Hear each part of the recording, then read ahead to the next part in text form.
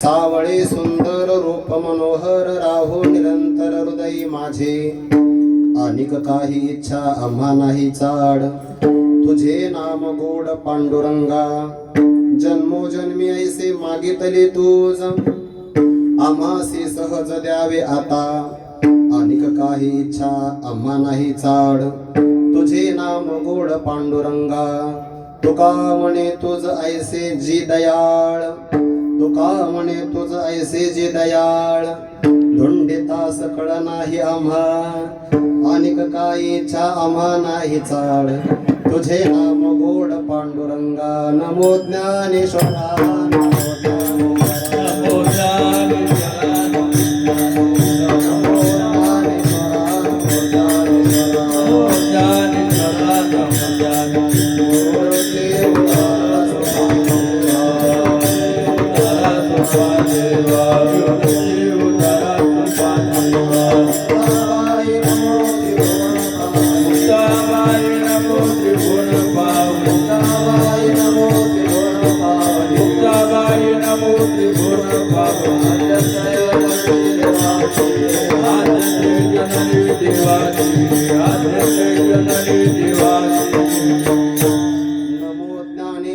नमो ज्ञानेश्वरा, निवृत्ती उदारा सोपान देवा, मुक्ताबाई नमो त्रिभुवन पावनी, आद्यत्रय जननी देवांची जयांची केलिया स्मरण, होय सकळ विद्यांचे अधिकरण, तेचे वंदू श्री चरण श्री गुरूंचे, ते नमस्कारून आता, सावळी सुंदर रूप मनोहर, सावळी सुंदर रूप मनोहर, राहो निरंतर हृदयी माझे, अनिक काही इच्छा आम्हा नाही चाड, तुझे नाम गोड पांडुरंगा. प्रस्तुत प्राप्त प्रसंगी थोडा रिटर्न कमी करा.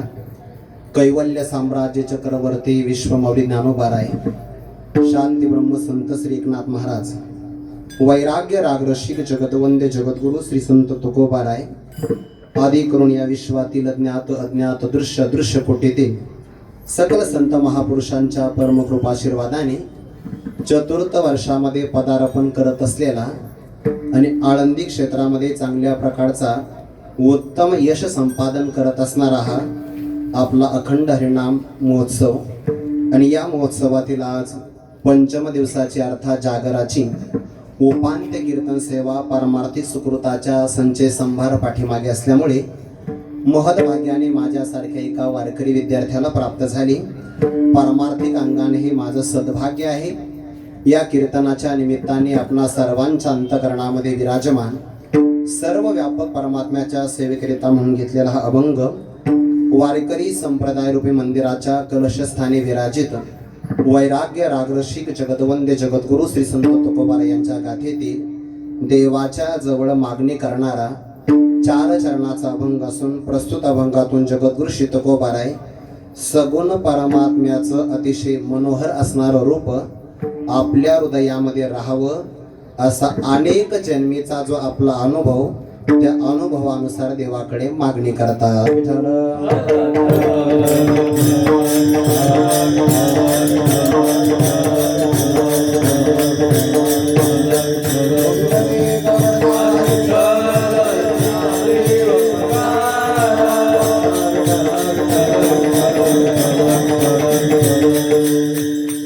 बाजूला जागा आहे बरं, मागे बसणारे गुरुबंधू सगळे पुढे येऊन बसा. जागा भरपूर आहे, अडचण नाही. ज्यांच्याकडे टाळ नसतील मोकळ्या मनानं खाली बसा. विठ्ठल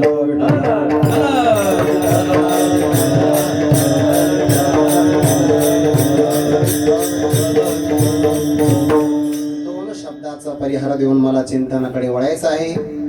अमृत वाहिनी इंद्राणी मातेचा तट आहे. भगवान सिद्धेश्वराचं प्राचीन सानिध्य आहे. कैवल्य साम्राज्य विश्वमौली ज्ञानोबाराय यांची संजीवन समाधी आहे. त्रिभुवन विख्यात असणारे अलंकापूर क्षेत्र. या अलंकापूर क्षेत्रामध्ये चातुर्मासाच्या पर्व काळामध्ये, त्यातल्या त्या श्रावण मासाच्याही पर्व काळामध्ये अनेक भावींना आळंदीमध्ये वास्तव्य घडावं, ज्ञानेश्वरीचं पारायण प्रवचन ऐकायला भेटावं, तपस्वी महापुरुषांच्या मुखारविंदातून संत विचार हृदयामध्ये बीजारोपण व्हावं असा पवित्र सद्भाव अंतकरणामध्ये धारण करून गेल्या 4 वर्षापासून आपल्या सर्वांच्या आवडते हरिभक्तीपरायण आमचे गुरुबंधू श्री प्रल्हाद महाराज घाडगे या कार्यक्रमाचं आयोजन करत असतात. आळंदीतला कार्यक्रम आहे आणि सर्व असणारे साधक त्यांना तन मन धनाने सहकार्य करतात. हे असणारं सहकार्य यावं चंद्र देवा करो असा अखंडित राहावं अशा प्रकारची अपेक्षा व्यक्त करतो. आळंदी क्षेत्रामध्ये आपलं जीवन तपस्वी व्यक्तीप्रमाणे यापन करणारे अनेक तपस्वी महात्मे माझ्या समोर आहे. त्यांच्याविषयी असताना अंतकरणातला भाव शब्दाने व्यक्त करता येईलच असं काही सांगता येत नाही. भक्तिमती माता भगिनी पारमार्थिक क्षेत्रातली जाणकार मंडळी आणि महाराजांच्या म्हणण्यानुसार श्री ज्ञानराज चरण कमल मकरंद सेवन निष्णात भ्रमर साधक गुरुबंधू या रूपाने अनेक गुरुबंधू आमच्या समोर आलेले आहेत. जोग महाराज संस्थेतली दिव्य परंपरा ज्यांना प्राप्त आहे. तारुण्य अवस्थेमध्ये सगळी प्रलोभन बाजूला सारायची आणि 4 वर्ष जोग महाराजांच्या ज्ञानोबरायांच्या अनेक गुरुजनांच्या चरण कमलावर आपलं जीवन पुष्प सुगंधित अर्पण करायचं असे जे अनेक गुरुबंधू या ठिकाणी आलेले आहेत. मी सर्वांच्या चरणी मनोभावे अभिवादन करून चिंतन सेवेला प्रारंभ करतो. आपलं भाग्य असं आहे की माझ्याकडेचे अनेक तपस्वी मंडळी कीर्तना करता आली बरं का आबा. त्यामध्ये मृदंग क्षेत्रामध्ये ज्यांचं नाव आहे श्री अभिमन्यू आबा मुळे आहेत. पोषक पूरक आणि चालीला अनुसरून वाजवावं आणि कीर्तन ते वारकरी आहे आणि विशेष कलाकार आहे, वारकरी कलाकार आहे. ज्ञानेश्वरीचे ज्यांनी 250 पेक्षा अधिक पारायण केले आहे. गुरुवर्य पठारे काका या ठिकाणी आहे. आत्माराम महाराज शास्त्री जे आहे, श्री नारायण महाराज सारगुडे गुरुजी आहेत. अनेक असणारी मान्यवर मंडळी आहे. यथामध्ये यथाशक्य होईल तसे मी माझ्या मनातले भाव व्यक्त करणार आहे. सर्वांच्या चरणी मनोभावे अभिवादन करून अगदी तासाभरामध्ये 1 तास उरला तसा मी राजा नाहीये पण 1 तास माझ्या शिल्लक हातामध्ये आहे. सर्वांच्या चरणी मनोभावे अभिवादन करून चिंतन सेवेला प्रारंभ करतो. मस्तक माझा पायावरी, मस्तक माझा पायावरी,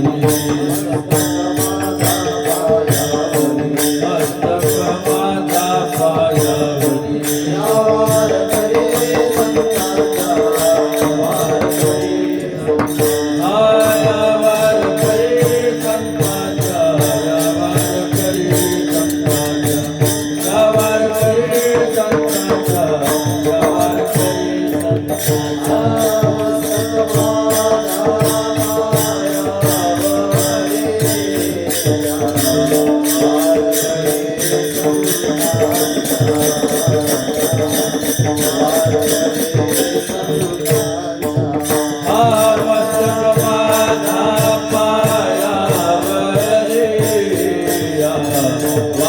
करे संतांचा, यावर करे संतांचा.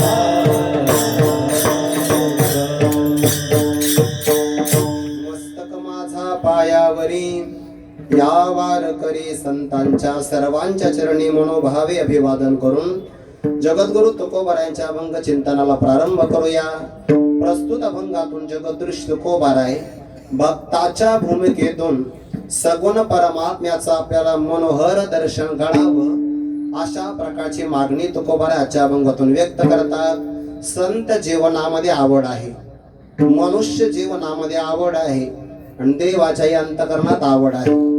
आवड जरी अंतकरणामध्ये एक असेल परंतु त्या आवडीचे मात्र 5 प्रकार संभवतात. त्यालाच आपण पंचविषय असं म्हणत असतो. सामान्य मनुष्यालाही पंचविषय आवडतात, संत महापुरुषांनाही पंचविषयच आवडतात आणि देवाला सुद्धा 5 विषय आवडतात. फक्त त्या विषयांचा विषय वेगळा आहे.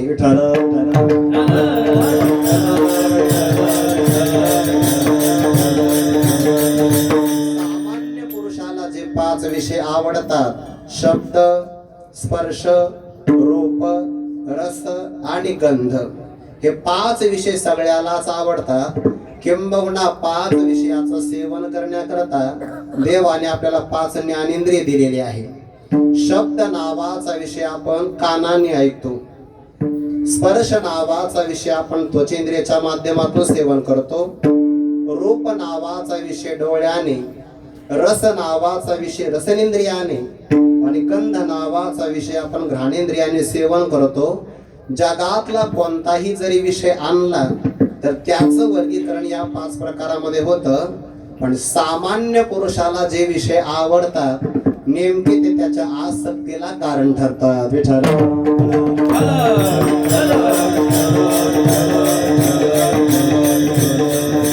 सामान्य पुरुषाला विषय आवडतात कोणते? 16व्या अध्यायामध्ये पाहण्यासारखं आहे. स्त्रिया गायले ऐकावे विठ्ठल विठ्ठल.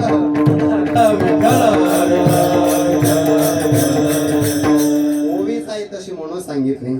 सामान्य पुरुषाला उत्तम आवडत नाही बघा, त्याला विषय भलतेच आवडतात. विषय त्याचा सांगण्यामध्ये आता आपल्या सारख्या साधकांचा त्या विषयाचं वर्णन करण्यामध्ये वेळ घेणे काही शहाणपणाचं लक्षण नाही.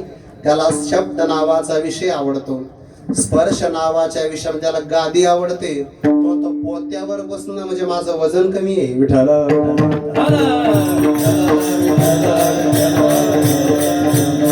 रूप नावाचा विषय त्याला आवडतो आणि रस नावाचा विषय, बाकीचे सगळे विषय आवडतात. रस नावाचा विषय सामान्य पुरुषाला कसा बंधनामध्ये टाकतो? गुरुवर्य शांती ब्रह्मश्री मारुती बाबा कुरेकर बाबा पाठामध्ये एक दृष्टांत सांगत असतात. ज्या काळामध्ये गुरुनाम गुरु मामासाहेब दांडेकर जोग महाराजांच्या संस्थेमध्ये पाठ घ्यायचे, त्या काळामध्ये पुण्यातल्या एका भाविकांनी मामांना उन्हाळ्याच्या दिवसामध्ये आंबेरस खाण्याकरता निमंत्रण दिलं. महाराज येताना तुम्ही एकटे येऊ नका, 3ऱ्या वर्षाचे विद्यार्थी घेऊन या. मुद्दाम 3ऱ्या वर्षाचे म्हणलो कारण 4थ्या वर्षाचे पुन्हा हाती लागत नाही. विठ्ठल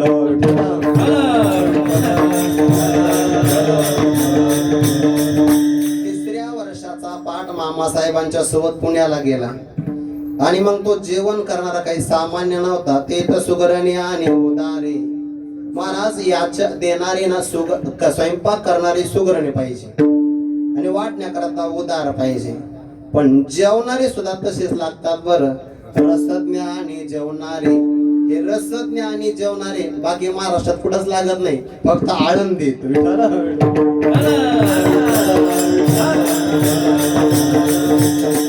आता उद्या द्वादशी माऊलींची नाही म्हणून थोडं कमी, नाहीतर माऊलींची द्वादशी आली तर भल्या भाल्याला हिवाळ्यातही घाम येऊ शकतो. रसज्ञ आणि जेवणारे.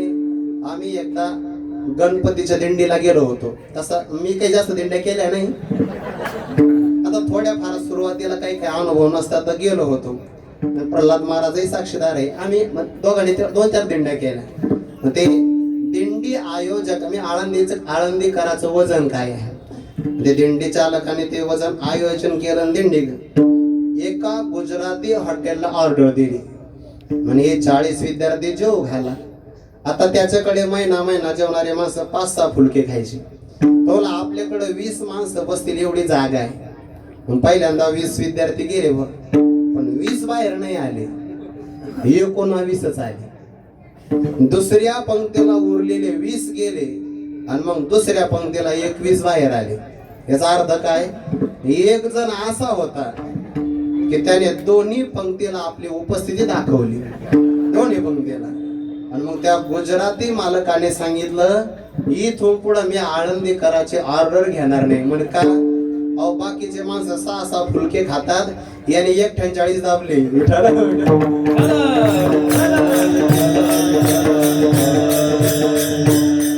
आकारावरून परीक्षा कळत नाही तसे ते विद्यार्थी रस खाण्याकरता गेले.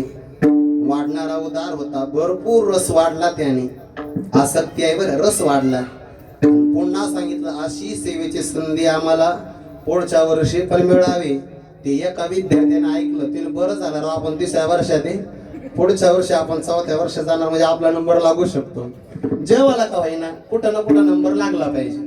कशात का होईना, प्रवचनात लागू, कीर्तनात लागू, नाही तर जेवणात नंबर लागला पाहिजे. 4थ्या वर्षाला तो पुन्हा जेवायला गेला आणि मग मामासाहेबांना त्याने विचारलं, भाविकांनी जेवण चांगलं झालं ना? तो विद्यार्थी मला हो खूप सुंदर जेवण झालं, रसही चांगला झाला, पण मागच्या वर्षी सारखा नाही झाला. ते मामांनी वाक्य ऐकलं आणि त्याला सांगितलं, बाळा मागच्या वर्षी तू रस खाल्ला होता, आता रसाने तुला खाल्लं. विठ्ठल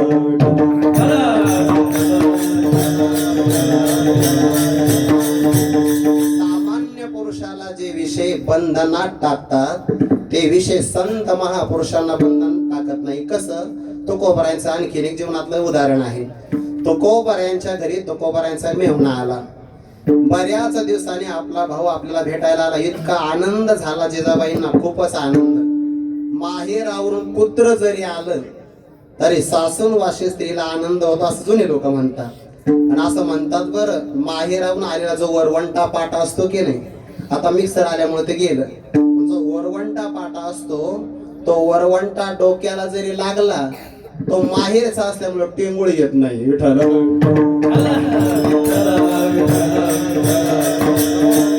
माहेरावरून आपला भाऊ आला, एवढा आनंद झाला, एवढा आनंद झाला. आणि एकादशीला तो थांबला. तेव्हा एकादशी सोमवारी झाली होती. दुसऱ्या दिवशी पार न सोडायचं आहे. जिजाबाईने मग तुकोबारांना सांगितलं, महाराज आज काही तुम्ही घर सोडून भजनाला बाहेर जाऊ नका, देव घरामध्ये भजन करा, जेवण करा. महाराज म्हणले हरकत नाही. दररोज आपल्याला जेवण जिजाबाई डोंगरावर घेऊन येतात. आज आपल्याला आयतं जर जेवण मिळत असेल तर काही हरकत आहे, करू भजन भोजन. इथेच आपण भजनही करू आणि भोजनही करू. इतका आनंदाने स्वयंपाक केला जिजाबाईंनी. सुगरण होत्या महाराज. गुरुवरे राऊत बाबा सांगत असत, जिजाबाई सुगरण होत्या. सुंदर स्वयंपाक केला, बासुंदी केली. आणि बासुंदी अशी केली महाराज, पाणी तर टाकलंच नाही त्या दिवशी, पण त्याच्या अगोदर 3 दिवस म्हशीला सुद्धा पाणी पाजलं नाही. चुकून दुधामध्ये एक थेंब पाणी येऊ नये इतकं असं निरस दूध. आणि त्यातही म्हशीचं दूध चांगलं घट्ट असतं बरं. आणि तशी बासुंदी तयार केली. दुःख असेल किंवा आनंद असेल तर काही ना काही विसरत राहतं. विठ्ठल विठ्ठल.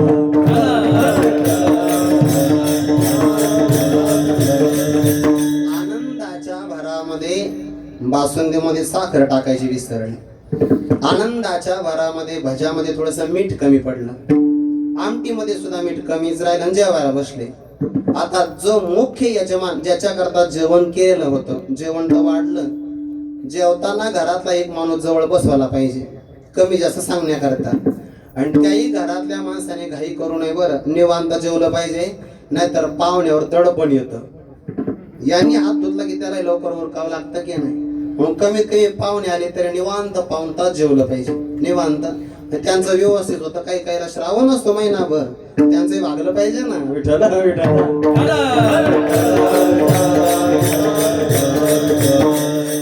स्वयंपाकाचं ताट तयार केलं. आणि जेवणातला नियम असा आहे की सुरुवात गोडाने करावी, मध्यंतरी तिखट वगैरे पदार्थ मध्यंतरी खावे, आणि सरती शेवटी आंबट पदार्थाने शेवट करावा. उन्हाळा असेल तर मठ्ठा घ्यावा, कारण पावसाळ्यात हिवाळ्यात चालत नाही, नाहीतर मग न निघणारा कप तयार होतो छातीमध्ये. आणि जर पावसाळा असेल तर मग कढी घ्यावी.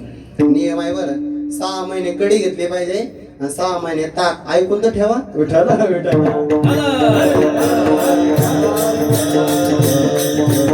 सुंदर स्वयंपाक वाढला. सुरुवात गोडाने करायची.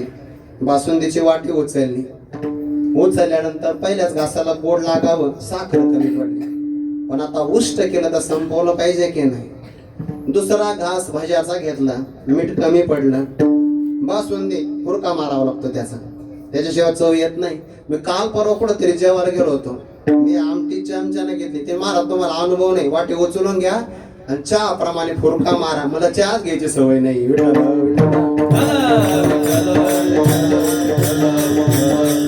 त्याच्यातही मीठ कमी पडलं.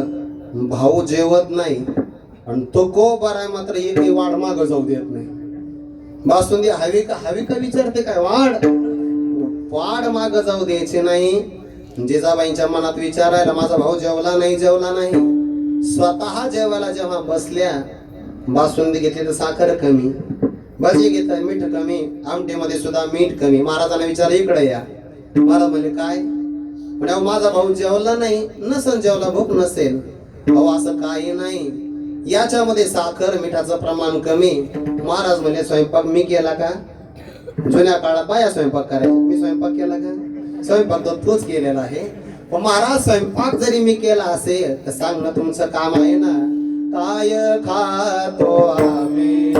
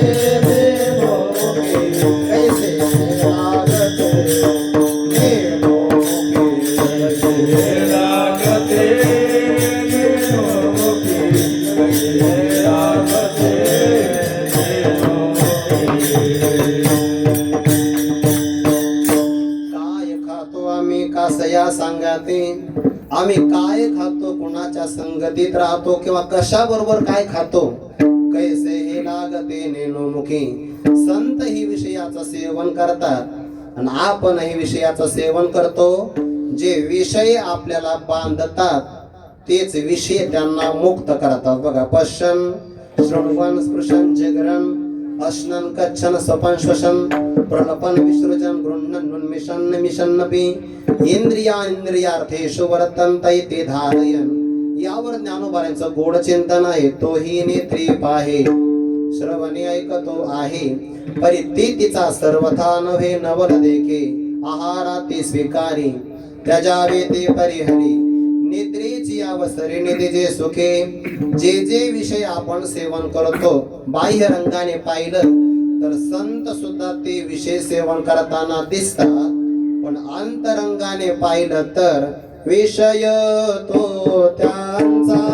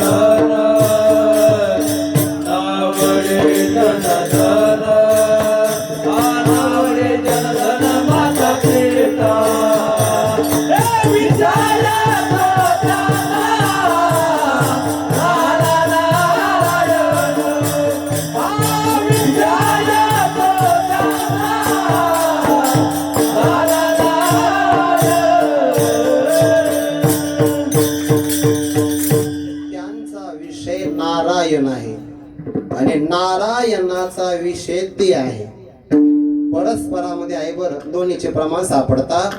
भगवान म्हणतात 12व्या अध्यायामध्ये मनोनिगा नमस्कारो तया ते माता मुकुट करू तयाचे टाच धरू हृदय आम्ही तयाच्या गुणांची लेणी लेववा पुली वाणी तयाचे कीर्ती श्रवणी आम्ही लेवू तो पहावा हे डोळे म्हणून अचक्षुषी मज डोळे हातीचे निरा कमळे पूजतया ते दोवरी दोन्ही भुजालो घेऊनी अलिंगावया लागोनी तयाचे अंग तया संगाचे निसुरवाडी मज विदे हा देह धरणे घडे किंबहुना आवडी निरूप. या सगळ्या ओव्यामध्ये देवाच्या मनामध्ये भक्ताच्या संबंधाने असणारी सगळी आवड विषय रूपाने आहे. पाहावं असं वाटतं की नाही, रूपाची आवड. देवाला वर्णन करावं असं वाटतं, वाणीची आवड. कानाने ऐकावं असं वाटतं, शब्द विषयाची आवड. सामान्य जीवालाही आवड आहे 5 विषयाची. जीवाला भक्ताला देवाला आवड आहे भक्तांच्या विषयी 5 विषयाच्या संबंधाने.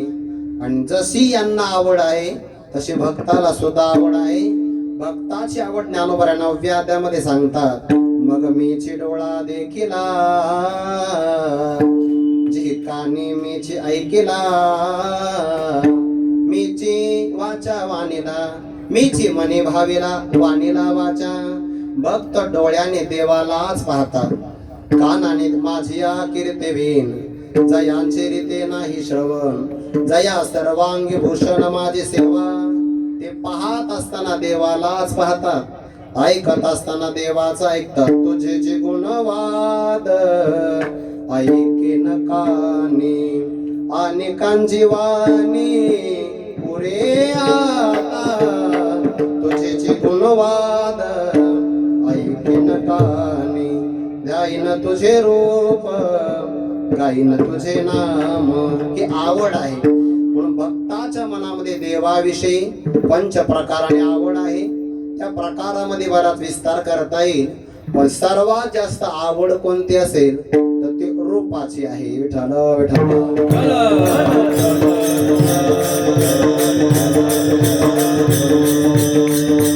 राजस सुकुमार मदनाचा पुतळा, राजस सुकुमार मदनाचा पुतळा. रवी शशी कळा लोपलिया, कस्तुरी मळवट चंदनाची होती. पांडुरंग कांती दिव्य तेज झळकती, रत्न गिळ फाकती प्रभा. अगणित लावण्य तेज पुंजाळले, नवर्णवी तिची शोभा. कानडा हो विठ्ठलो कर्नाटको, हिने मजलावी लावे धो. कानडा हो विठ्ठलो कर्नाटको, हिने मजलावी लावे धो. देवाचं स्वरूप आहे, रूपे सुंदर सावळा गे माये. म्हणून नारद महर्षींनी भक्ताच्या अंतकरणाची आसक्ती सांगितली, त्यामध्ये रूप आसक्ती सांगितली. विठ्ठल विठ्ठल.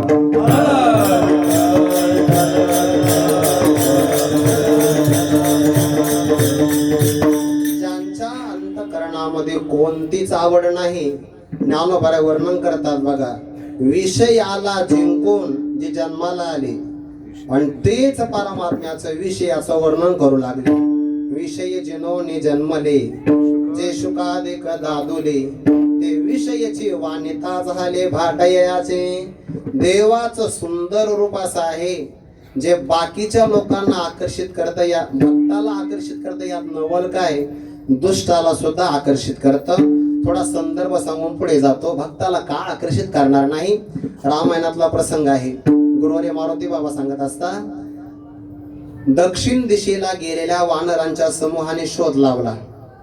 हनुमंतरायाने ते उड्डाण केलं की आपल्याला जानकी मातेचा शोध लावायचा. शोध लावला, पण लंकेत जायचं कसं? बरं, सगळे उड्या नाही ना मारू शकत, जरी आयफोन असेल तर नाही ना मारू शकत. विठ्ठल विठ्ठल.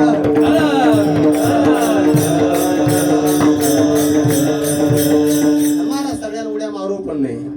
कशाला उड्या माराय बरं? हनुमंतरायाची जाऊ शकते, बाकीचे तर जाणार नाही. मग आता पूल तर तयार करावा लागेल. पाषाणाचा पूल तयार केला, पूल तयार झाला, सगळं झालं. पण ते पूल तयार करत असताना 2 मार्गाचा पूल तयार केला होता, काही जाणारे आणि काही येणारे. म्हणजे दुपदरी रस्ता तयार केला, पण तो 4 पदराने तयार झाला. म्हणजे मला 2 पदरी कस काय वाढला, तर भगवंताचं सौंदर्य पाहण्यासाठी पाण्यातले मोठमोठे मासे दोन्ही बाजूला आले बघा. सेतूच्या दोन्ही बाजूला विशाल काय मासे जेव्हा देवाला पाहू लागले, पाहिली वेद लावी बैसे जे विजडोनी. त्यांनी देवाला पाहिलं तर तटस्थ झाले. त्यांच्या अंगावरून वानर चालत गेले, पण त्यांना तरी सुद्धा देव भान राहिलं नाही. देवाचं सौंदर्य माशांना आकर्षित करू शकतं, भक्ताला का करणार नाही. विठ्ठल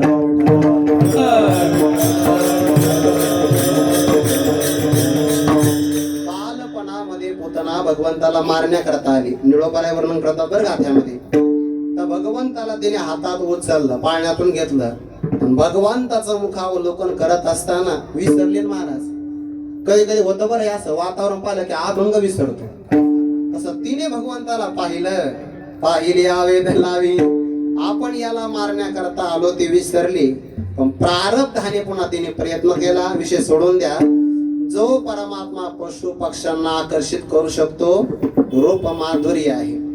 जो परमात्मा राक्षसांना आपल्याकडे आकर्षित करू शकतो रूप माधुर्य आहे.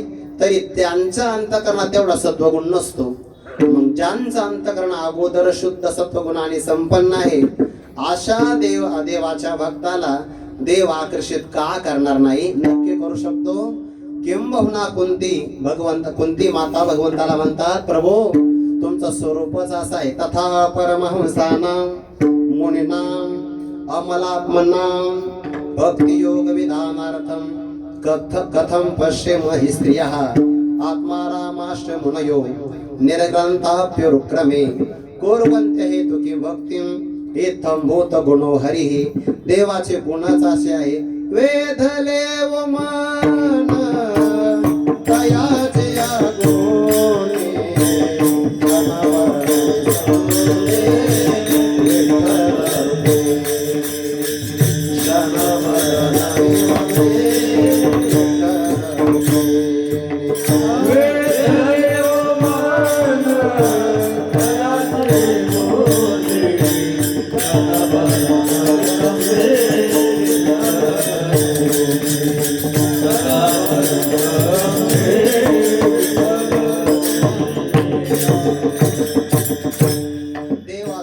गुणे चांगलं. वेदले मन ज्ञानोबाऱ्यांसारख्या महात्म्याचं मन देवाने वेधून घेतलं.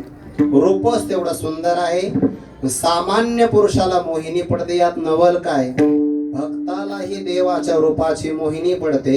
पण ते रूप असं आहे ते कायम राहावंसं वाटतं.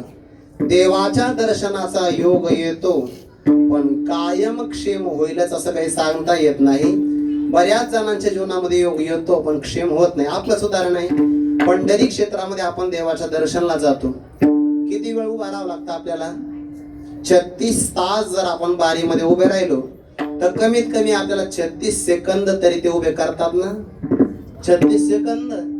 अरे 36 सेकंदात 36 वाटायला लावतात ते. एका सेकंद ठरले असतं बरं. त्यांना टार्गेट असतं की मिनिटाला 60 माणसं तर बाहेर पडलेच पाहिजे. महाराज तिथं असणारे माणसं लेस मजबूत राहतात. हो महाराज, त्यांनी जर आपल्याला व्यवस्थित हाताळलं तर बरं आहे, नाही तर आपल्याला ऑपरेशनच करावं लागेल. विठाला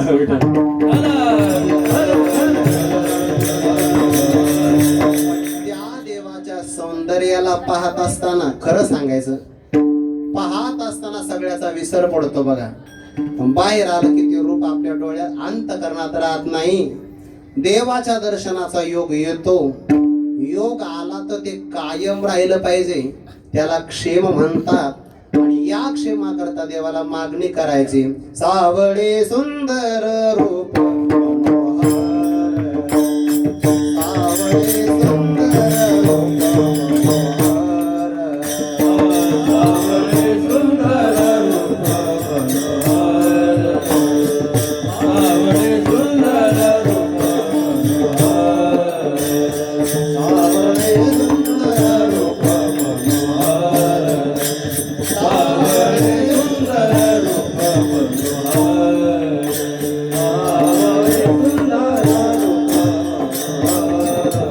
सावळे सुंदर रूप मनोहर, राही सुंदर हृदय माझे,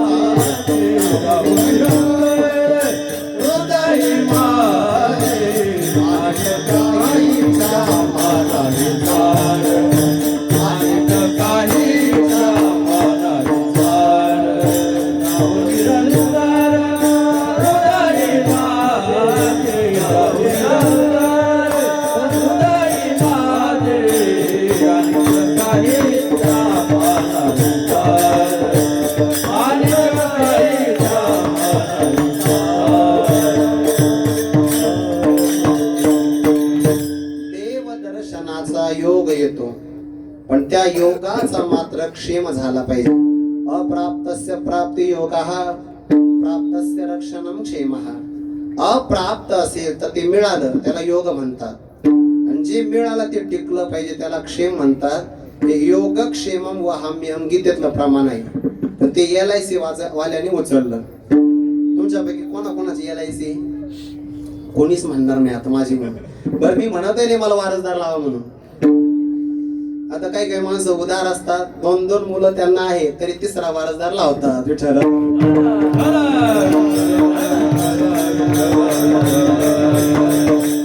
कैलासी मध्ये असे 2 हात आहे बघा, आणि मध्यंतरी एक ज्योत आहे. आणि खाली वाक्य योगक्षेम वहाम्यहम.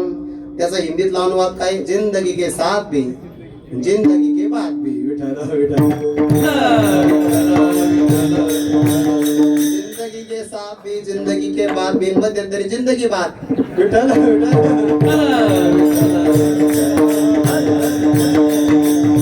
आहे की नाही? अप्राप्ताची प्राप्ती योग आणि प्राप्ताचं रक्षण त्याला म्हणतात क्षेम. निरंतर शब्द येतो कोपरायांचा. रूप कसे देवाचं 2 शब्द वापरले. वर्णाने परमात्मा सावळा आहे आणि सौंदर्याने परमात्मा डोळ्याला नाही मनाला आकर्षित करणार आहे. रूप सावळे सुंदर सुंदर आहे, पुन्हा सौंदर्याने संपन्न आहे. जे सौंदर्य कमी नाही होत. भगवान परमात्मा आजोबा झाले तरी नातवांपेक्षा सुंदर दिसायचे. विठ्ठल विठ्ठल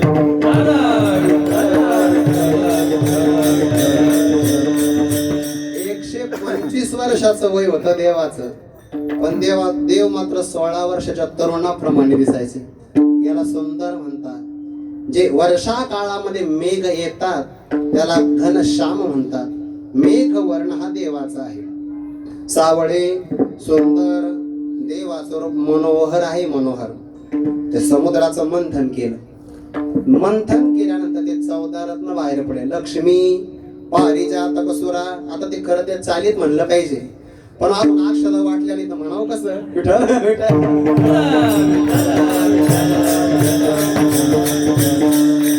मंगल अष्टकामध्ये म्हणतात ना, ते खरं असं आहे. मंगलदायकचे अष्टक आहे ना, ते 8च म्हणले पाहिजे. काय काय माणसं 5 वरच भागून घेतात. नाव काय त्याचं? अष्टक. ते 8 म्हणले पाहिजे.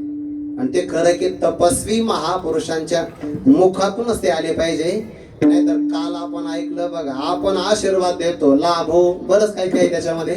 पण मग आता ते त्यांना नसलं तर लाभ हो आपल्या पुण्यामुळे. संपलं पुण्य. विठ्ठल विठ्ठल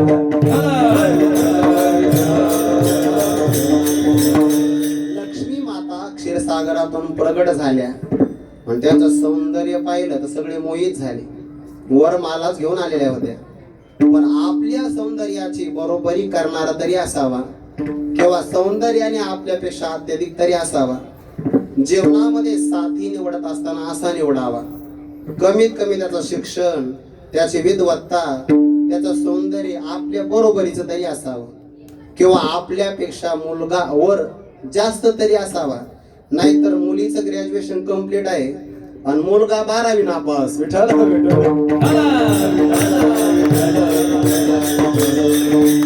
सौंदर्याने आपल्यापेक्षा सुंदर कोणीतरी असावा की नाही. सगळ्यांचं सौंदर्य पाहिलं आणि जेव्हा श्रीकृष्णाचं सौंदर्य आलं, श्रीकृष्णाच्या सौंदर्या पुढे लक्ष्मी बोलवणी झाली वेडे.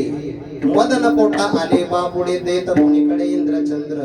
हे देवाचं सौंदर्य आहे. ज्ञानोबारा म्हणतात, मग सर्वस्वे करुणी सेवा अभिमान सांडोनी पांडवा. ते पाय धुवावयाची दैवा पात्र झाली. लक्ष्मी मातेला सेवा मिळाली. हे असो मुकुंदी स्थिरावली लक्ष्मी जैसे. देवाचं सौंदर्य. अगोदर लक्ष्मी मातेला अभिमान होता, माझ्यासारखं सुंदर कोणीच नाही. पण तोपर्यंत भगवान क्षीर समुद्राकडे पाहत होते. जेव्हा लक्ष्मी माता समोर गेल्या तर मोहितच झाले. आपलं तर काही सौंदर्य नाही. भगवंताने पाठ फिरवली, पुन्हा समोर उभ्या राहिल्या, माझा स्वीकार करा. ते नाही नाही, अहम भक्त पराधीन. मी भक्ताच्या अधीन आहे आणि तो ते मला अर्धांगिनी करून घ्या. म्हणजे अर्ध अंग तुझ्या ताब्यात द्यायचं जमणार नाही. महाराज कमीत कमी पाय, म्हणजे पाय सुद्धा हातात नाही देणार. तो करायचं प्रमाण पाय लक्ष्मीच्या हाती. पण ते कशा करता? ज्ञानोबा सांगतात, पाय धुवावयाच्या दैवा पात्र झाले. दररोज फक्त चरण प्रक्षालन करावं, एवढीच लक्ष्मी मातेला सेवा आहे. मनोहर म्हणतात, जे भक्ताच्या चित्ताला आकर्षित करते ते सौंदर्य देवाचं आहे. पण ते सौंदर्य मनात राहत नाही, ते कायम राहिलं पाहिजे. राहो निरंतर हृदय माझे. आपल्या अंतकरणात ते राहिलं पाहिजे. खरं आहे शास्त्रीजी, रूप नावाचा विषय डोळ्याचा आहे, पण तुकोबारा म्हणतात तो रूप डोळ्यात न राहता हृदयात राहावा. विठ्ठल विठ्ठल.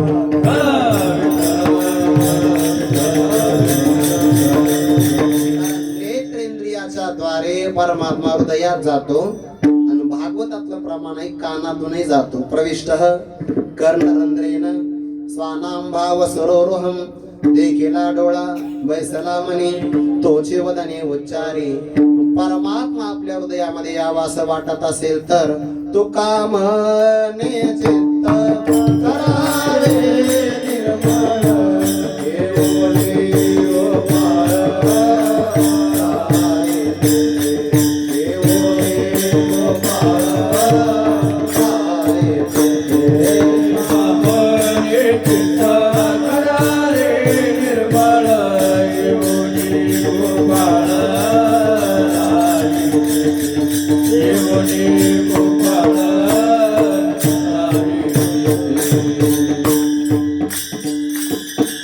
यासाठी चित्त निर्मळ करावं लागतं. परमात्मा हृदयामध्ये आला तर परत जात नाही बघा. स्वच्छ उपाधीमध्ये प्रतिबिंब ग्रहणाची योग्यता असते. पृथ्वीपासून भिंत तयार होते ना आरसाही तयार होतो, पण भिंतीमध्ये काही फेटा बांधता येत नाही, मलिन आहे. आणि आरसा स्वच्छ उपाधी आहे. स्वच्छ अंतकरण असेल आरशाप्रमाणे तर त्यामध्ये परमात्मा अभिव्यक्त होतो. आणि भिंतीप्रमाणे अंतकरण असेल तर मंदिरात जाऊन सुद्धा परमात्मा आत थांबत नाही. राहो निरंतर काल परिच्छेदाची व्यावृत्ती केली. परमात्मा निरंतर अखंड हृदयामध्ये राहावा ही अपेक्षा तो कोबाराची देवाकडे आहे. परमात्मा हृदयामध्ये राहतो का? राहतो, पण तशी योग्यता संपादन करावी लागते. प्रभू रामचंद्राने रावणावर विजय संपादन केला आणि मग लक्ष सीता मातेने सांगितलं, प्रभू अहो यांनी लय कष्ट घेतले तुमच्या प्रचाराकरता, आपलं राम कार्य करण्यासाठी. मग आता तुम्ही पदावर राजे झालात, सर्वांचा आपण योग्य सन्मान केला पाहिजे. प्रभू म्हणे तुझी इच्छा आहे ना, काही हरकत नाही, आपण या सर्वांचा जाहीर नागरी सत्कार करू. आणि मग भगवंताने ते जाहिरात वगैरे सगळी केली. उद्या सर्वांचा सत्कार होणार आहे. जानकी मातेला असं वाटलं पहिला क्रमांक माझ्या हनुमंतरायाचा येणार आहे. प्रभू मुद्रिका मेली मुखमाही जलदी लांगे काही आश्चर्य नाही. सर्वात जास्त कष्ट हनुमंतरायाचे. जानकी मातेचा शोध हनुमंतरायाचा. ते आई रावण महिरावण मारले हनुमंतरायाने, संजीवनी आणली हनुमंतरायाने, रात्री सुषेण नावाचा वैद्य उचलून आणला हनुमंतरायाने, सगळे लंका कोणी जाळली, सगळे काम हनुमंतराय. मग एवढं जर ज्याचं कार्य असेल तर पहिला सत्कार त्यांचा व्हायला पाहिजे. यादी वाचायला सुरुवात केली तर हनुमंताचं नाव पहिल्या क्रमांकाला नाही, पहिल्या पानात नाही, आणि पहिली वही अख्खी संपली तरी नाही. अशा 2-3 वया संपल्या. 18 पण वानर होते ना. मग सगळ्याचे सत्कार झाले. नाराज झाले जानकी माता. ज्याच्या करता आयोजन केलं त्याचं नाव आलं नाही. असं घडतच महाराज. जे पात्र असतात त्यांचे नाव योजनेत येत नाही. ज्यांच्याकडे 1.25 लाखाचे मोबाईल ते दारिद्र्य रेषे खाली. विठ्ठल विठ्ठल.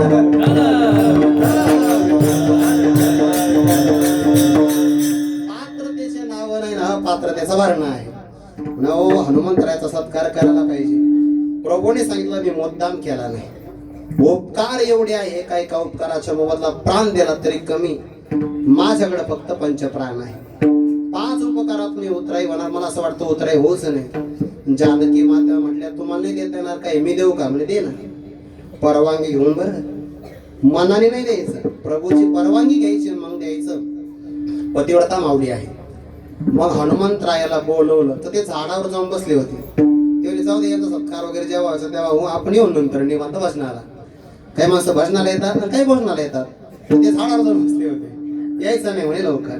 आवाज दिला तर खाली आले. काय माताजी पुण्यात तुझा सत्कार करायचा. वडिलांनी नवरत्नांचा हार दिला. एवढा मौल्यवान एक रत्न एका बाजूला आणि सगळी पृथ्वी एका बाजूला.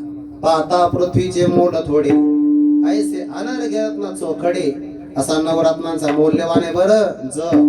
काही हरकत नाही. मौल्यवान म्हणजे ते गेले वरती झाडावर आणि एक एक रत्न काढलं एका ओळीतून. दाढे खाली दाबलं, कडकन आवाज आला, फोडलं रत्न. आत पाहिलं तो काहीच नाही, दिलं टाकून. असे 2-3 फोडले. जानकी मातेच्या सख्याने सांगितलं कशा रत्न दिलं म्हणे. काय ते का रत्न पारखी आहे का? खाली बोलवलं म्हणे हनुमंता तो रत्न का बरं फोडतो? तुला रत्नाची पारख नाही म्हणे. आई मला रत्नाची पारख नाही का? मी राम रत्न पारखी आहे, त्यामुळे बाकीच्या रत्नाचे मला पारख नाही. अरे पण रत्न तरी का फोडलं म्हणे. आई याच्या आत पाहिलं होतं मी. तो म्हणली मौल्यवान आहे पण आतमध्ये त्याच्या राम नाही म्हणे. रत्नात राम नाही म्हणून रत्न फोडलं, तुझ्यात आहे का राम? असं म्हटल्याबरोबर सावळे सुंदर रूप मनोहर राहो निरंतर हृदय माझे.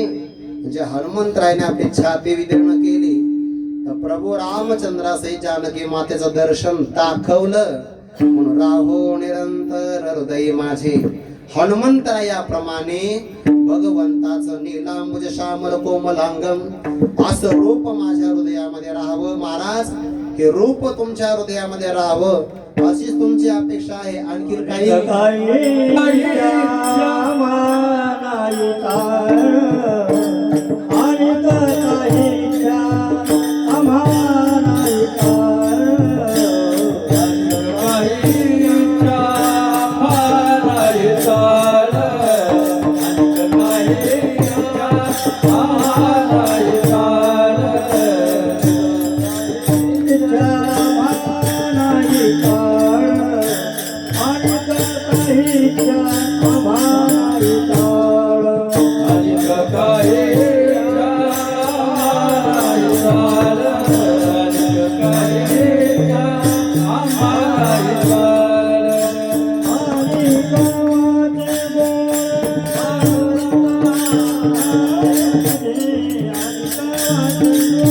तुझे नाम गोड पांडुरंगा.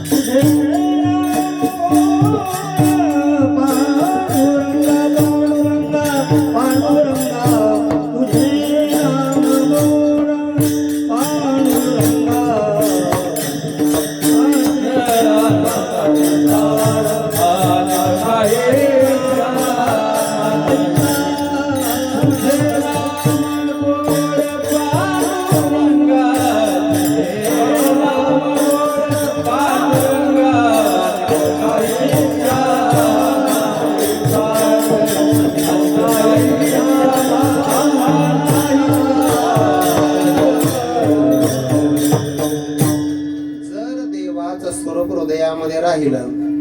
राहो निरंतर हृदय माझे. परमात्मा हृदयामध्ये आल्यानंतर हरी आला हाता मग कैसे भय चिंता साठविला हरी. जे हृदय मंदिरी त्यांची सरली रजार झाला सफळ व्यापार. परमात्मा जर आपल्या हृदयामध्ये आला तर बाकी कोणती इच्छा राहत नाही. ज्याने अमृत प्राशन केलं, अमृत तुल्य नाही बर, ज्याने अमृत प्राशन केलं ज्ञानोबा म्हणतात त्याला तहानभूक सतावत नाही. ज्याने समुद्र स्नान केलं त्याला इतर तीर्थामध्ये स्नानाला जायची गरज नाही. अमृत रस स्वादनी रस सकळ हा तीर्थेची त्रिभुवनी ते घडते समुद्रा बघाहनी. ज्ञानोबा म्हणतात तीर्थे सगळी घडतात. एका समुद्राच्या स्नानामध्ये सगळ्या तीर्थांचं स्नान आहे. एका अमृत रस सेवनामध्ये सगळ्या रसांचं सेवन आहे. तसं एका भगवंताच्या स्वरूपाचं हृदयात स्थापन दर्शन साक्षात्कारामध्ये जीवनाची पूर्ण सफलता आहे.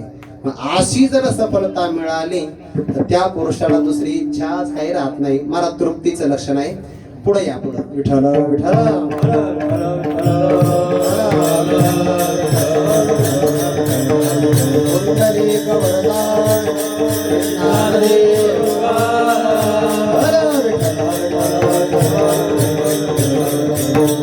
सामान्य इच्छा संतांना नाही येत नवल नाही बरं. परमार्थामध्ये ज्याला फार महत्वाचं स्थान आहे अशी पण इच्छा नाही. ज्ञानोबा 12व्या अध्यायामध्ये सांगतात जयाचे आवडी केली मजसे कुळवाडी भोग मोक्ष बापुडी तेजेले कुळे. भोगाची इच्छा नाही नवल नाही त्यांना मोक्षाची सुद्धा इच्छा नाही. जया भक्तीची तुली प्राप्ती जे कैवल्या ते परवते सर म्हणती. संत महापुरुषाला विषयाची इच्छा नाही, पदाची इच्छा नाही. परमेष्ठी पदा तुच्छ माने ते सर्वदा न पारमेष्टम न महेंद्रधिष्ण्यम न सार्वभौमं नरसाधिपत्यम न योग सिद्धीर पुनर्भवम वा मय्यर्पिताप मे छती मद्विनान्यत। बाकी देवा वाचून त्यांना कोणती इच्छा राहत नाही, फक्त इच्छा देवाची, मोक्षाची सुद्धा नाही. परत आपण आता विचार केला, भक्तीची येतोली प्राप्ती जे कैवल्या ते पडते सर म्हणते पलीकडे सर असं म्हणतात. तसं आपण म्हणतो ना एखाद्याला विठ्ठल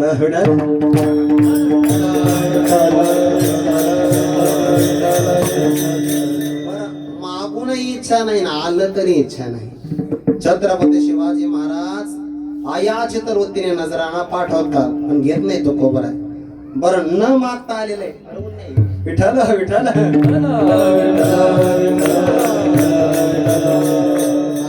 काही इच्छा आम्हा नाही चाड सामान्य प्राप्ती त्या इच्छा म्हणतात आणि तीव्र तरी इच्छा त्याला चाड म्हणतात.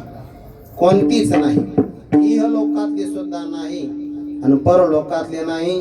तुझे नाम गोड पांडुरंगा जिवे गोड तीन अक्षराचा रस, जिवे गोड तीन अक्षराचा रस, जिवे गोड तीन अक्षराचा रस, जिवे गोड तीन अक्षराचा रस.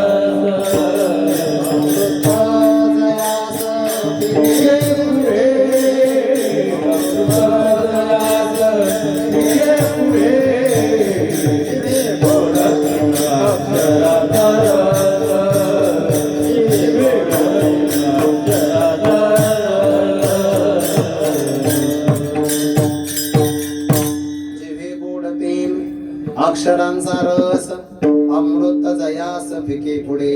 नामस्मरणामध्ये गोडी आहे बरं, पण ती गोडी मिळते कोणाला? ज्ञानोबाराय सांगतात नामामृत गोडी.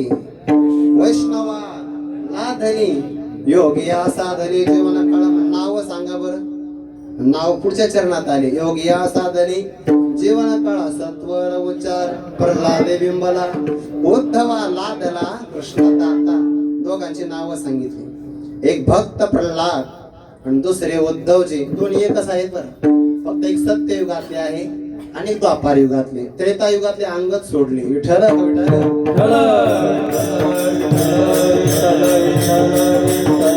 सगळे एकच आहे. नामामृत गोडी वैष्णवाला धनी योगिया साधने जीवनाकडे. देवाचं नाव गोड आहे. भागवताच्या महात्म्यामध्ये सुरुवातीला कथा आली.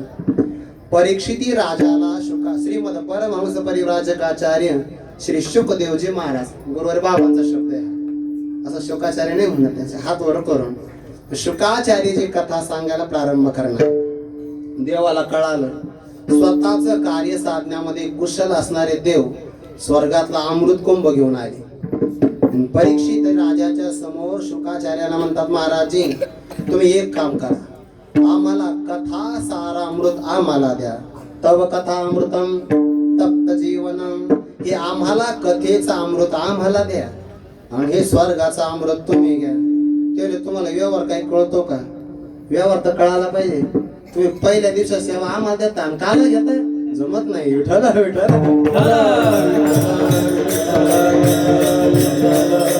अरे काचेचा तुकडा कुठं आणि रत्न कुठं तुलना होऊ शकत नाही. तसं कथेचा अमृत एकीकडे, ते ज्याला मिळालं मला नाम सोडत नाही. ते माझी मज झाली अनावर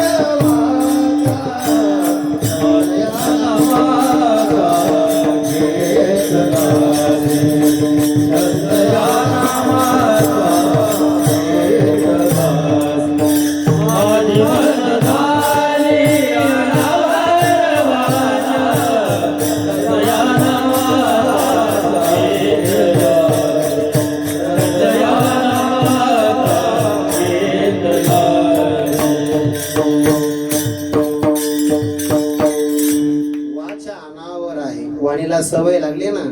रात्र न कळे दिवस न कळे, न कळे दिवस की राती. अखंड लागली शे ज्योती, तुझे नाम गोड पांडुरंगा. महाराज तुम्ही हीच मागणी का मागता?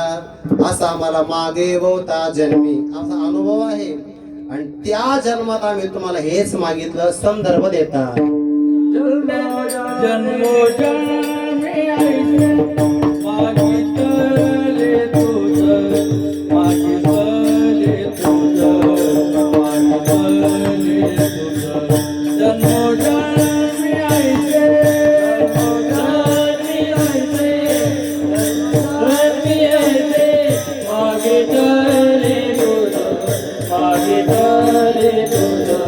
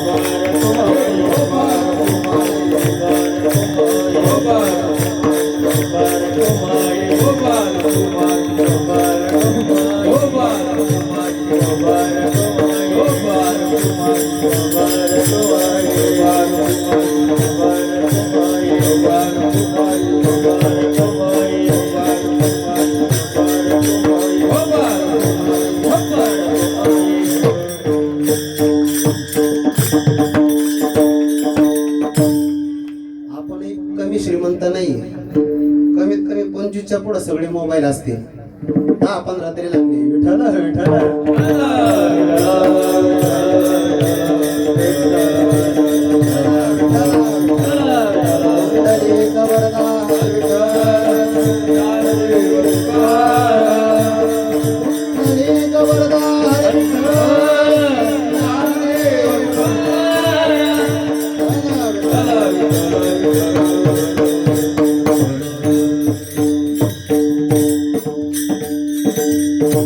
मागणी करण्याचं कारण काय? मागील जीवनाचा अनुभव आहे. तुकोबारांच्या विषयी, नामदेवरायांच्या विषयी प्रमाण आहे. चौयुगांचा भक्तनामा उभा कीर्तनी, पाठीमागे डोळे झाकणे उठे जणी. सत्ययुगामध्ये भक्त प्रल्हाद आहे, त्रेतायुगामध्ये अंगद आहे, द्वापार युगामध्ये उद्धवजी आणि कलियुगात 2 अवतार नामदेवराय आणि जगद्गुरु तुकोबाराय. त्या युगामध्ये आम्ही मागणी केली देवा तुम्हाला जन्मोजन्मी यायचे मागितले तो कोणते कोणते संदर्भ आहे भागवतामध्ये सगळे आलेले आहे. भगवंताने वरदान दिलं प्रल्हादजी काही मागून घ्या, नाही मागणार म्हणून. मागितलं तर भक्तीचा व्यापार होईल.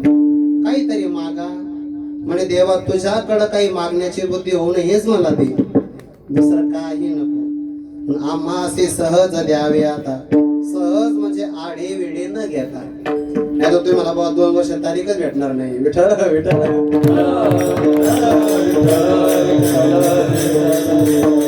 असे आढे वेढे न घेता आम्हाला सहज द्या. आमचं मागचं बघा, मागे बोता जन्मी हेची करीता आलो आम्ही.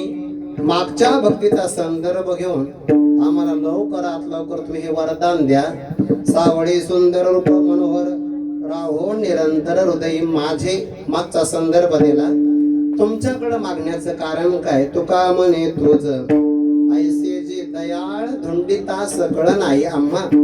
तुझ्यासारखा दया करणारा या त्रिभुवनामध्ये शोधून पाहिला तर आमच्या करता दुसरा नाही. तेव्हा तो आमोचा कृपाळ भक्त प्रतिपाळ दिन वचल. माय तो माऊली स्नेहाळ भार सकळ चालविसी. तुझ लागली सकळ चिंता राखणे लागे वाकडी जाता.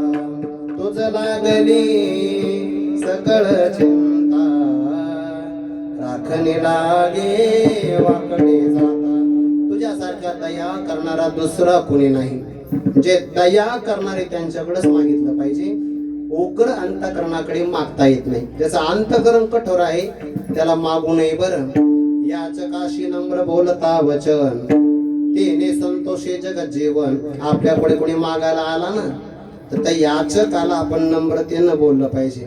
गृहस्थाशी काळ नसता जाण, गृहस्थाशी काळ नसता जाण. घरी त्याला द्यायला वस्त्र नाही अन्न नाही तरी नम्र बोलता वचन करावे नमन आदरे. पण कुणाला मात्र झिडकारू नये. दयाळ आहे दयाळ असा आमचा अनुभव आहे. परमात्म्याच्या अंतकरणातली दया कशी उदाहरण सांगतो लक्षात येईल. जगद्गुरु तुकोबाराने एकदा व्यापार केला. व्यापारामध्ये पैसे तर मिळाले. महाराज माघारी येताना एका लोकांनी फसवलं त्यांना. महाराज पैसे कुठं वागवता त्यापेक्षा सोनं वागवा. त्याने सोन्याची कडी दिली. वजन कमी पण सोन्याचं मूल्य जास्त. पैशाच्या मोबदल्यात सोनं घेतलं. महाराज माघारी आले आणि मग ते सोनाराकडे गेले तर त्यांनी ते कड घासलं तर ते वरून सोन्याचा मुलावा होता आणि आत पितळ होत. घासल्यावर उघडं काय पडलं? हा पडतच बऱ्याचदा. घासल्यावर उघडं काय पडलं? पितळ. ते पितळ उघडं पडलं. हा असं प्रसंग आला की पितळ उघडं होत असत. झालं. पैसे कोण देत नंतर? जिजाबाईंनी 200 रुपये स्वतःच्या पतप्रतिष्ठेवर घेतले. नफा कमवल्याशिवाय आता यायचं नाही. महाराजांनी 200 रुपये घेतले. त्याच्यामध्ये गुळ विकला, मीठ विकला आणि 250 रुपये नफा झाला. बालाघाट आहे बीड प्रांतात. तेव्हा छत्रपतींचं राज्य तिथं नव्हतं. कुणाचं होतं? तुम्ही शोधून बघा. अधार्मिक राजा होता. मग एका गावामध्ये तुकोबाराय चालले. हाताला खोडा आहे, गळ्यात बांधलेला खोडा. मागे एक बाई आणि एक लहान मुलगा भीक मागतात गावाच्या विशीवर. तुकोबाराने ते दृश्य पाहिले. जवळ जाऊन विचारलं कोण येतो? माणूस कसा कसा रडू लागला. महाराज कोणाला तरी आपण विचारलं पाहिजे बरं. आपले शब्द सुद्धा कोणाला तरी आधार देतात. विचारलं पाहिजे. महाराजांनी विचारलं झालं काय? म्हणे महाराज 12 वर्षापूर्वी मी श्रीमंत होतो पण भावकीला पावलं गेलं नाही. माझ्यावर खोटा आरोप लावला आणि माझ्या राजाने अधार्मिक राजाने 300 रुपयाचा दंड लावला. 50 रुपये फेडले मी आणि 12 वर्ष झाले भीक मागतोय. 250 रुपये काही जमाच होईना. जमा झाले तर तुकोबारायांकडे. विप्रवाणी ऐकोनी ऐसे दया उपजली तो काही असे. मग आश्वासिले ब्राह्मणाशी चिंता मानसे करू नका, काळजी नका करू. ते 250 रुपये त्याच्या हातात दिले. त्याने ते भरले, मोकळा झाला. व्याधा हातोनी सुटला विहंगम जायचा. ते मोकळे झाले आणि तो कोबारने त्यांच्याकरता पुन्हा 10 लोकांना जीव घातला. मग त्या ब्राह्मणाने आशीर्वाद दिला, देवादिदेव रुक्मिणीवर तुझं सांभाळो निरंतर. तुझा ऐसा विष्णू भक्त उदार पृथ्वीवर असेन. भगवंताने तुमचा सांभाळ करावा, कारण तुमच्यासारखा दयावंत जगात भक्त दुसरा कोणीच नाही. तो कोपरा दया करतात, म्हणून भगवान सुद्धा त्या दयेच्या ऋणातून उतराई होण्याकरता सेवा करतात. तो पुरुष वीर राया मूर्तिमंत जाण दया, मी उदय जताची तया ऋणिया लाभे. आता ते 250 रुपये ते गेले आणि काय सूचना काय होती, नफा कमवल्याशिवाय माग यायचं. तो कोबारा देवत आले, घरी नाही गेले. इंद्रायणीच्या अलीकडच्याच काढायला थांबले, त्याचं घर पलीकडे होतं.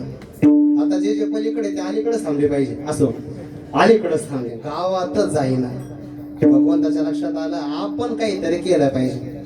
सावकाराकडे गेले, त्याला 200 रुपये दिले, व्याजही दिलं आणि कमवलेला काही नफा होण्याच्या रूपात सावकाराकडे द्या. कोणी?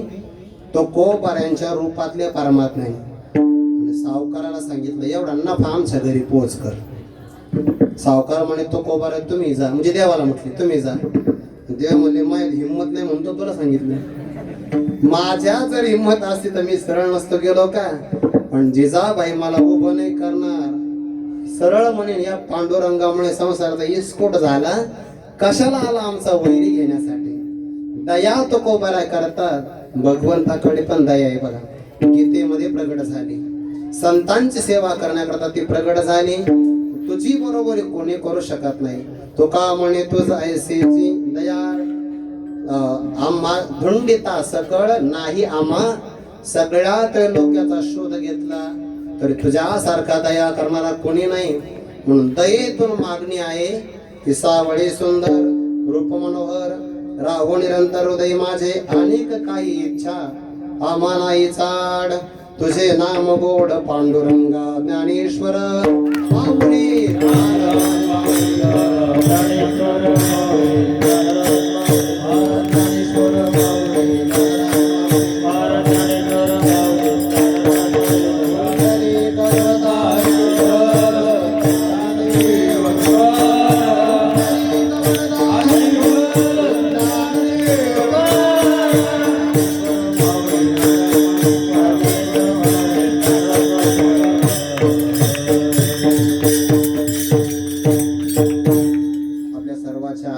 गुरुबंधू श्री प्रल्हाद महाराज घाडगे यांच्या अंतकरणातल्या सद्भावनेतून दरवर्षी कार्यक्रमाचं आयोजन करतात. पहिलं तर मी त्यांना क्षमा याचना करतो. त्यांनी सांगितलं तुम्हाला 5-6 दिवस हजर राहावं लागेल.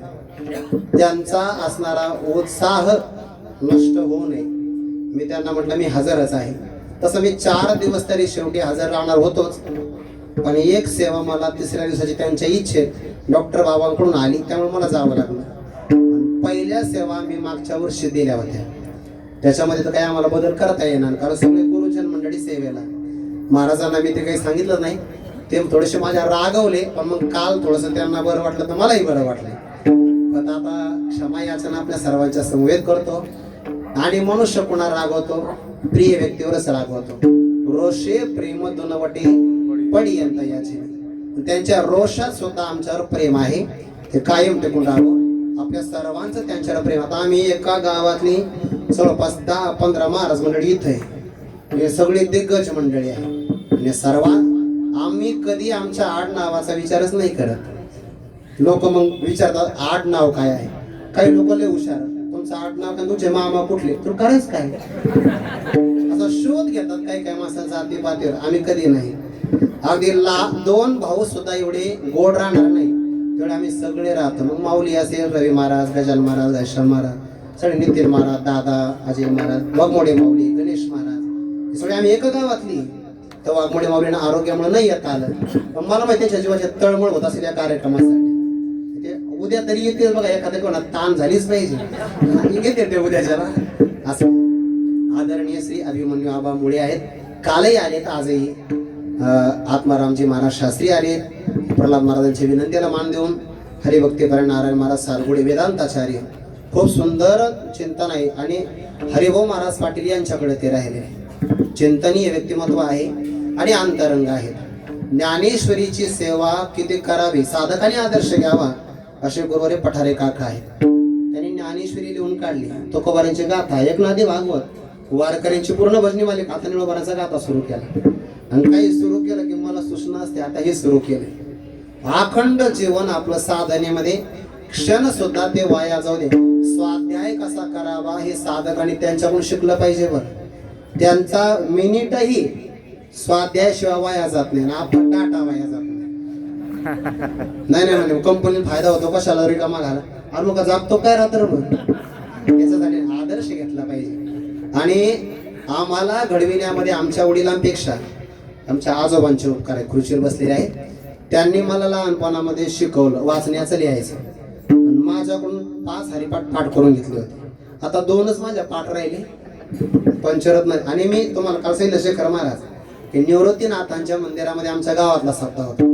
पहिलं पारायण करायला मी आमच्या आजी आजोबासोबत तिथं गेलो होतो. तर आजोबा पण आले, त्यांनाही थोडा आनंद. ते आल्या मग म्हणलं खुर्चीवर बसा तुम्ही, दिसले पाहिजे सगळ्यांना. त्यांची सेवा आहे, सर्वांचे आशीर्वाद आहे तुम्हा सर्वांचे. आणखी सर्वांच्या विषयी काही मनोभाव आहे तो आदरणीय प्रल्हाद महाराज व्यक्त करते. म्हणा माऊली महाराज. तुका म्हणे तो